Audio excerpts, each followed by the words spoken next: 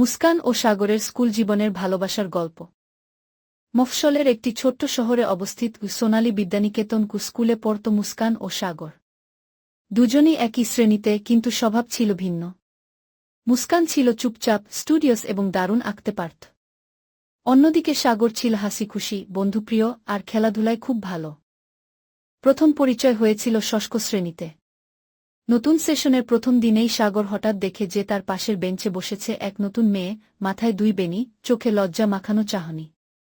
নাম জানতে চাওয়ার সাহস হয়নি সেদিন। কিন্তু দিন গড়াতেই ক্লাস টেস্ট, গ্রুপ প্রেজেন্টেশন, সব কিছুতেই তারা একসাথে কাজ করতে থাকে। ধীরে ধীরে গড়ে ওঠে বন্ধুত্ব। মুস্কান অনেকটাই শান্ত স্বভাবের হলেও সাগরের প্রাণচঞ্চলতায় সে মুগ্ধ ছিল। সাগরও লক্ষ্য করেছিল মুস্কান শুধু ভালো ছাত্রীই নয়, তার মধ্যে ছিল এক ধরনের শান্ত সৌন্দর্য যা অদ্ভুতভাবে আকর্ষণ করত।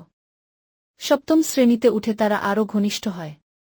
মেলামেশা বাড়লেও কেউ মুখ ফুটে কিছু বলেনি। একবার স্কুলের সাংস্কৃতিক অনুষ্ঠানে সাগর কবিতা আবৃত্তি করছিল। মুস্কান তাকে উৎসাহ দিয়ে বলেছিল, তুমি পারবে, ভয় পেও না। সেই ছোট্ট বাক্যটিই সাগরের হৃদয়ে দাগ কেটে যায়। তখন থেকেই সে